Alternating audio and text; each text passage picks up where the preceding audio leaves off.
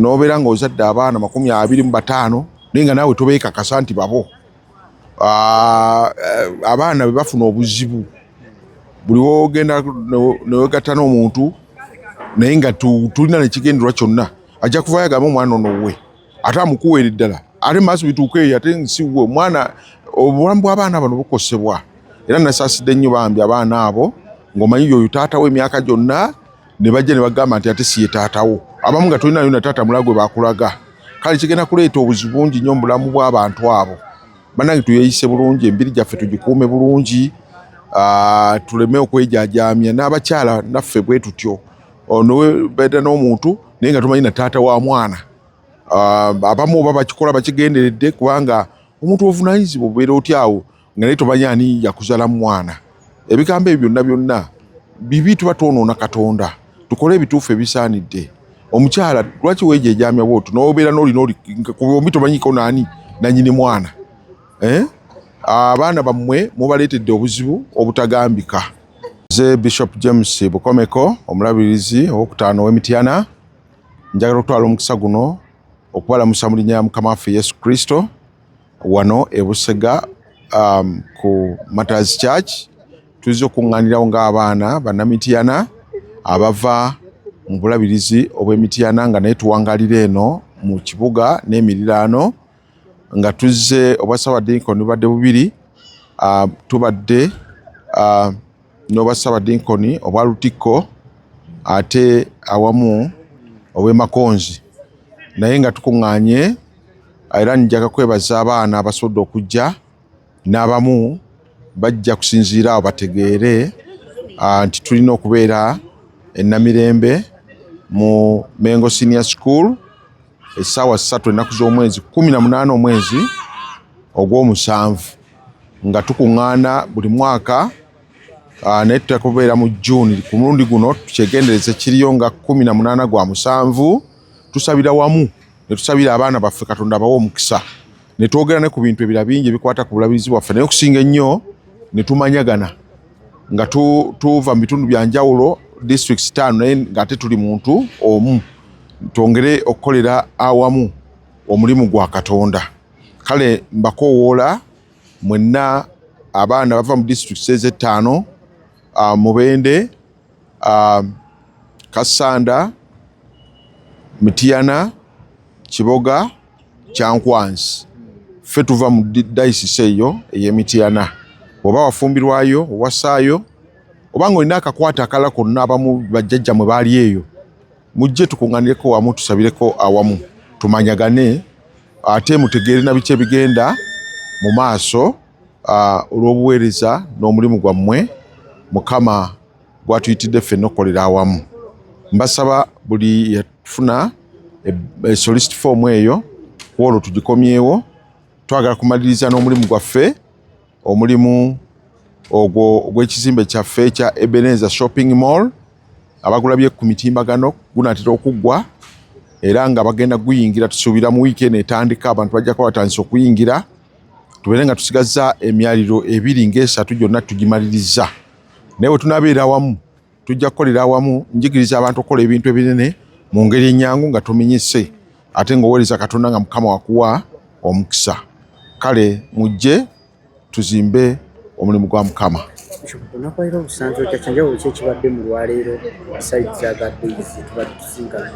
Ku mulundi guno ogwa leero tubaddewo obwassabadinkoni 2 era nga gwe gusembyeyo ku kusinkana obwassabadinkoni. Kati nga tugenda kwolekeza amaaso omulimu okusinkana nga 18 omwezi gw'omusanvu.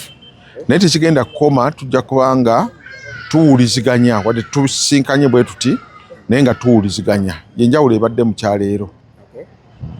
Kino kyongera okutulambika obulamu bwaffe tulina okubukwata. Obulamu bwaffe tutabukwata bulungi ate buyinza n'okukosa abalala bangi nnyo. Nkubiriza abantu ba Katonda, abasajja n'abakazi, tufuge emibiri gyaffe newankubadde wabadde okusanyuka n'ebira byonna, naye tugenda ku buli muntu yenna byebyo. Era buli otukola kyonna Katonda kyeyagaana muvaamu ebintu ng'ebyo. Mukama waffe yeebazibwe. twagala nnyo okwebaza Katonda olw'olunaku luno olwaleero tutuuse ku ntikko y'okukyala kwa mukadde waffe omulabirizi mu busabadinkoni bwaffe obw'enjawulo mu Kampala kye tuyita Mityana Diasporas. Mukadde waffe olwaleero amaliriza okutulambula kubanga asisinkanye obusabadinkoni bubiri omulundi gumu wano e Busega ku Martyrs Church Lutikko Dinale, kyokka ateera n'obusabadinkoni bw'e Makonzi. Twebaza nnyo Mukama kubanga atubedde. Twatandika mu mwezi gwa kuna, kaakati tutuuse ku nkomerero y'ensonga eno. Era bwe tutuuka ku nkomerero bwe tuti abooluganda tulindiridde olunaku lwaffe mulindwa olwanga 18 omwezi ogw'omusanvu guno gwe tugenda okutandika. Bannange twagala nnyo okubayita n'essanyu lingi mujje bannamityana kubanga mukadde waffe omulabizi wabadde alambula. Tubalabye bannamityana muli bangi era twebaza Katonda olw'okulabaganako n'okweyongera okwemanya. Kakati ennaku z'omwezi nga 18 banaye mwenna mbakunga. Obulabizi bw'Emityana bulina districts 5 omuli Kasanda, Kiboga, Kyankwanzi, Mityana ne Mubende. Mwenna bw'obanga ova mu districts ezo tukuyita okujja okubeera naffe kubanga kyangu nnyo omuntu okumanya district ye naye nga tamanyi busabadinkoni bumutwala. Kale bw'oba mu districts ezo 5 jangu tubeere naawe e Mengo mu senior school mu Chapel nnaku z'omwezi nga 18 omwezi ogw'omusanvu. Banange mujje mumanye ebifa mbulabizi bw'Emityana. Mityana abalala muludde nga muvuddeyo naye bwe mwamuleka si bwali kaakano. Mujje mulabe mukadde waffe omulabirizi byatukoledde era bye tukoledde awamu kubanga amaanyi g'omulabirizi gali mu mmwe. Tubeebaza bwebaza olw'emirimu gyonna egituukiddwako ng'omulabirizi waffe Dr. James Bukomeko Saalongo ye mulabirizi w'obulabirizi bw'Emityana. Kale tubeesunga olunaku olwo essaawa 3 zennyini tugenda kubanga tutandika okusaba. Mukuuma obudde ate bw'oba ojja tuyitireyooko ne mukwano gwo, yitayo ku mikwano gyo kubanga mukadde waffe omulabizi atuyigiriza nti abantu bwe bugagga bw'ojja n'ojja n'abantu ogenda kuba otwongeddeko kinene nnyo. Ngabadde patroni wa kino ekintu sofa gye muyise oba okunga kwe mukozi kubadde kutya emijeno then tusiika kifaananyi kinga. Nze ng'abadde patroni w'ensonga eno, ensonga eno ku ntandikwa teyali nnyangu kubanga abantu basooka ne balemererwa okumanya omulamwa gw'okukuŋŋaanako kwaffe. Mukadde waffe omulabirizi ekigendererwa kye yalina kyakulabaganako. Ekyokubiri kwe kumanyagana nga bannamityana n'okumanya biki bye tukola. Buli muntu abeere wa mugaso eri munne. Naye olw'okubanga abantu tebaamanya ensonga ezo ezaali zireeta omulabirizi, oluusi abamu baatyanga nga baganze sijja kgendayo kubanga sirina ssente. Abalina ssente be bagenda kubanga bagenda kusonda. Abooluganda ensonga eno tulemenga kugyeraliikirira. Okumanyagana kikulu nnyo. Bw'omanya kyendi ne byenkola naawe tosigala kyekimu. Kale nno abooluganda ensonga tebadde ya nsimbi kyokka ebadde ya kumanyagana era tugenze okutuuka ku nkomerero ssebo ng'abantu bakitegedde nga bakyeyagaliramu ng'era bakinyumirwa. Essebo kitusigira kifaananyi kinga 18 okusinziira ku kye tulaba kaakano we tumaliddeyo obusabadinkoni buno, ekyamazima kitusiigira ekifaananyi kirungi okwawukanako n'emyaka giri emabega kubanga kakati abantu omulabirizi abategeezezza bamusisinkanyeko ne boogera naye okuva mu mwezi gw'okuna. Tulowooza nti ku mulundi guno bannamityana tugenda kubeera bangi nnyo kubanga ensonga eno tugiwadde obudde n'okusinga ennyo omukadde waffe omulabirizi atukoze bulungi kubanga buli we tuteeseteese abaddewo. N'olwekyo nze nkisuubira ku mulundi guno nti kigenda kubeera ky'amaanyi. Neebazibwe bantu ba Katonda mwenna mbalamusiza mu linnya lya Mukama waffe Yesu Kristo. Neebaza Katonda atutuusiza ku lunaku nga tuli balamu. Olwaleero nyimiridde wano nga mbasaba nkunga bannamityana mwenna abazaalibwa mu Mityana, abawasa mu Mityana, abalina mu bizinensi, mulinamu abaana obanga oteekateeka okubeeramu ne bizinensi yonna mu Mityana Diocese. Mbakoowera era mbayita ng'ennaku z'omwezi 18 omwezi ogw'omusanvu mu Mengo Senior Secondary School. Mujje mwenna tukole tutabire wamu tutendeze Omukama Katonda nga twebaza Katonda olw'emirimu gy'akozesezza omulabirizi Bishop James Bukomeko nga kuzimba obulabirizi bw'Emityana. Mujje tumanyagane tutambulire wamu tukulakulanye ekitundu kyaffe. Omwana wazaalibwayo osuubira okuwasaayo bw'ogenda okuwasaayo mwenna mujje tubeere wamu tumanyagane tusabire wamu tutendereze Mukama Katonda ate twebaze Katonda birungi byatukoledde olw'obulabizi bwaffe obw'Emityana. Mukama abeere nammwe. Ng'omukristaayo programu eno bweti eya Dr. Bukomeko gyali mukubiriza ekisanzo otya tugatako etyange ekkanisa. Programu ya Dr. Bukomeko etukoze bulungi nnyo kubanga ng'obulabirizi ekkanisa ya Uganda tubadde n'obunafu ng'ensimbi zisabibwa mu bantu era abantu nga basanga obuzibu n'okujja mu makanisa nga batya n'okujja mu makanisa olw'okubanga akabbo kasusse mu kkanisa. Naye Bishop Bukomeko akoze omulimu ogw'amaanyi mu bulabizi bw'Emityana nti mu myaka emitono ennyo atuyigiriza okuzimba ekkanisa oba okuzimba obulabirizi nga tukola ebizimbe eby'obusuubuzi okusonda ensimbi okwekulaakulanya mu bulabirizi nga tetumenyese. Mu katono ako kaba agenda atusaba ffene omwavu omugagga buli muntu yenna mu kiti kye kyalimu aleeta ensimbi z'asobola okuleeta ne tukola emirimu egy'enjawulo ekkanisa n'ekulaakulana nga tuli wamu kitole. Wenjogerera wano ekizimbe eky'amaanyi ennyo Mityana ekisingamu obunene emyaliriro 5 kizimbiddwa mu mwaka gumu n'emyezi 10. Kibulawo katono nnyo okumalirizibwa era njalo bategeeza nti mu nkiiko zino n'enkuŋŋaana tugenda tukuŋŋaana mu busumba mu Ssaabadinkoni obw'enjawulo mu makanisa ag'enjawulo tusuubira tunagenda okumalako n'omwaka guno nga n'ekizimbe ekyo tukimaze emyaliriro gyonna 5 nga gikoze era kizimbe nga kikingiza ensimbi. N'olwekyo mbakubiriza mwenna mujje tukole emirimu gya Mukama naye akole egyaffe. Tujja kukendeeza obubbo obusabibwa mu kkanisa nga tuyita mu kuwaayo ekitono kyoleese ate ne tugattako n'ebyo bye tukoze ng'ekkanisa okulaba nga tuyimirizaawo obulabirizi bwaffe obw'Emityana. Nsigadde nze mwami George Bulira Mukasa omuzaale ow'Emityana Lulagala Singo. Naye mu kiseera kino nga nkunga bannamityana mwenna abawangalira e Kampala. Nze nkiikira Dinale, nze Vaisa wakiikira Dinale mu kusonda okulaba nga tukunga abantu ba Lutikko mwenna okulaba nga tukulaakulanya Lutikko yaffe. Mbalamusizza nnyo bassebo ne bannyabo. Mukama mulungi ekiseera kyonna. Mukama mulungi era ezo embeera zeewaawo. Amannya Joel Sewanyana, nsibuka Kanamba wali kusaza, nva mu Lutikko Dinare.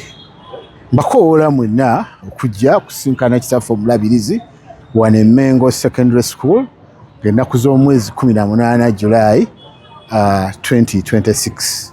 Mujje bannange tukuŋŋaanire wamu nga bannamityana tulabe nga tukulaakulanya obulabirizi bwaffe tubutuuse ku ntikko. Tunasanyuka nnyo mwenna nga muzze. Mwebale nnyo, mwebalire ddala. Katono nnyo. Yes. Okutte foomu eyo yoyita solicited form. Yes. Mulamwa gwayo guli ki? Mulamwa gwayo foomu eno nga bwe mugiraba fuba okulaba ng'ofuna abantu abava ewaffe Mityana, mikwano gyaffe, ab'eŋŋanda zaffe bonna babe nga bajjuza foomu eno ng'ekigendererwa kukulaakulanya bulabirizi bwaffe. Foomu eyo tukomewo nayo nga 18 tugende mu maaso. Erinnya lyange yenze Jibwa Annette Sempungu nga ntuula ku mutala ogw'Ensaggu mu Wakiso District. Nga ndi munnamityana nzaalibwa mu Busaabadinkoni bw'e Kawungeera era nga nze coordinator w'Obusaabadinkoni obwo mu kikungu kye tuyita Mityana Diaspora. Nzize wano olunaku olwaleero nga nkoowola bannamityana mwenna naddala abo abawangalira mu Busaabadinkoni bw'e Kawungeera nga bali mu kibuga e Kampala n'emiriraano. Mbakoola ng'ennaku z'omwezi 18 ogw'omusanvu 2026 okujja okubeerawo awamu naffe ku Mengo Senior Secondary School nga tugenda kuba ne mukadde waffe kitaffe mu Katonda Bishop Salongo Bukomeko James ng'ayongera okutusomesa okutwagazisa emirimu gya Katonda okutulaga biki ebikoleddwa ewaka Emityana. Bwe twogera ku Mityana si Mityana yekka. Mityana Diocese ali mu districts ez'enjawulo. Tulinamu Mubende, tulinamu Kasanda, tulinamu Kyankwanzi, tulinamu ne Mityana. So abantu abo bonna abava mu districts ezo era zirimu Obusaabadinkoni obw'enjawulo. So tubakoowola mwenna buli awulidde ategeeze omulala tubeerewo nga 18 ogw'omusanvu tusobole okumanya biki ebifa ewaka. Tumanyi nti home is always the best. So yonna gye tuwangaalira tubasaba muveeyo mujje tuddeko ewaka tumanye ebikoleddwa, tumanye achievements ki eziriyo, biki bye twetaaga okukola okulaba nti obulabirizi bwaffe obw'emityana tubuteeka ku ntikko. Buvunaanyizibwa bwaffe ffe bannamityana okulaba nti mityana tugiteeka ku ntikko. So tubakoowola tubeereyo ennaku z'omwezi 18 ogw'omusanvu. Tunaasanyuka okubalaba. Amanya gange nze Kikabi Frederick William, ndi musajja enzaalwa ey'ekisojo Archdeacon mu bulabirizi bw'emityana.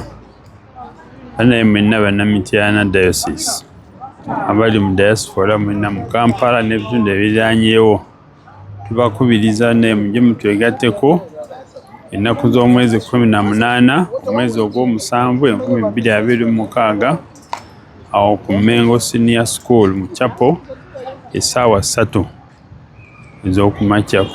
Ku lunaku olwo ojja kuba n'okusaba, ojja kuba n'okuŋŋaana tuteese ku bikwata ku dayosesi yaffe eya Mityana.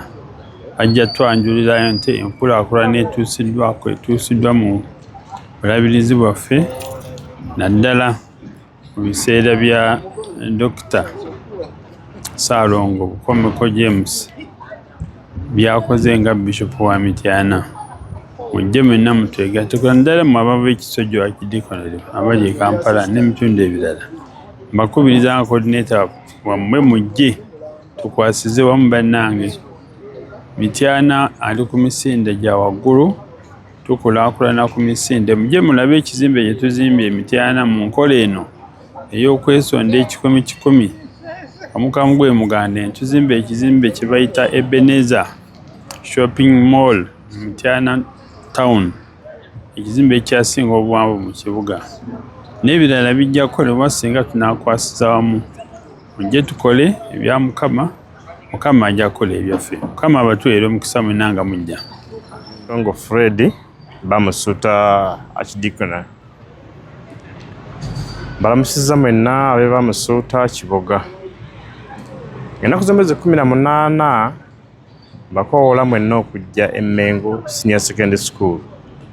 Omulabizi ajja kuba atuuse by ssaawa mu kino ajja kuba atuuse service nk'essaawa 3 nga tuwemu n'omulabirizi ajja atugumye tubeereko wamu naye mu fellowship yaffe nga tukoowoola bannamityana mwenna, obulabirizi bwenna n'ab'emikwano mwenna abeenaanya Mityana mwenna mujje tubeerewo ku olunaku nga twaniriza omulabirizi waffe nga ennaku z'omwezi 18 omwezi ogw'omusanvu.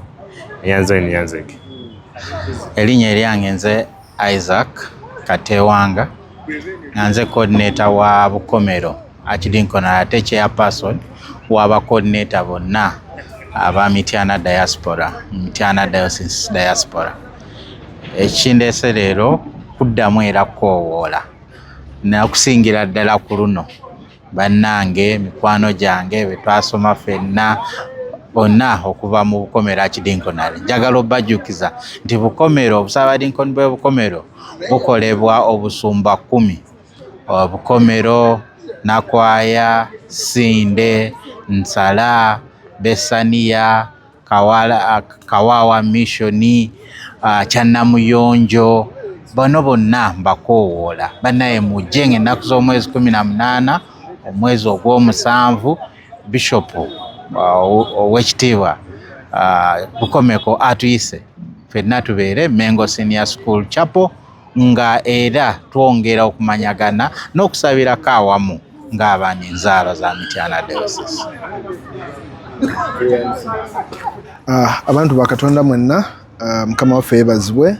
Amanya Mbiru Samuel Saalongo nga nva Busimbi Archdeaconale wa Reverend Venerable Frederick Chironde Sabadiikoni waffe wa Busimbi ate ng'eno mpangalira Bulaga Kasasa Kalambi.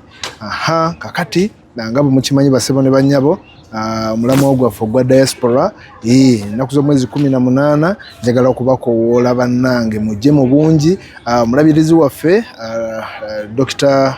Bukomeko Saalongo atuyita atuyita okubeera nga tugenda kubeera Mengo SS kuva ku ssaawa 3 mpaka eyo gye tunaakoyera.